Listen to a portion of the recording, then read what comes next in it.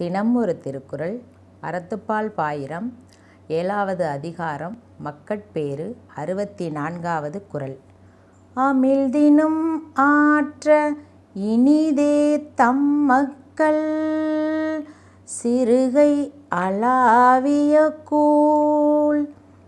இந்த குறளின் விளக்கம்.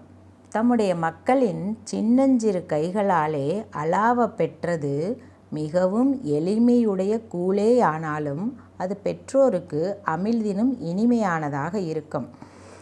அதாவது ஒரு குழந்தை அதோட கையால் ஒரு உணவை பிசைஞ்சு கூழாக்கி, உணவுகளிலேயே மிக எளிமையான உணவாக இருக்கிறது கூழ்.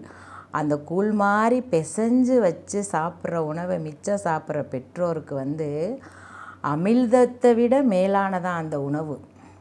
உலகத்திலேயே ஒரு சிறந்த உணவு அமிழ்தம்னு சொல்கிறாங்க. அமிழ்தம் சாப்பிட்டா இறப்பே இல்லைன்ற மாதிரி அமிழ்தம்னு சொல்கிறாங்க. அந்த அமிழ்தத்தை விட மேலானதான் இந்த குழந்தை தன்னோட கையால் பிசைஞ்சு சாப்பிட்டு வச்ச உணவை அந்த பெற்றோர் உண்பது. தம்முடைய மக்களின் சிறு கைகளால் அளாவ பெற்ற உணவு பெற்றோருக்கு அமிழ்தத்தை விட மிக்க இனிமையுடையதாக இருக்கும். தம் பிள்ளைகளின் சிறு கையால் பிசையப்பட்ட கூழ் அமிழ்தத்தை காட்டிலும் மிகவும் இனியது.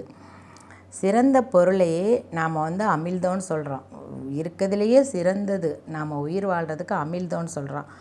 அப்படியாப்பட்ட அமிழ்தத்தை விட இந்த குழந்தை பிசைஞ்ச உணவு சாப்பாடு மிகவும் அமிழ்தத்தை விட உயர்வானதாக சொல்லப்படுகிறது.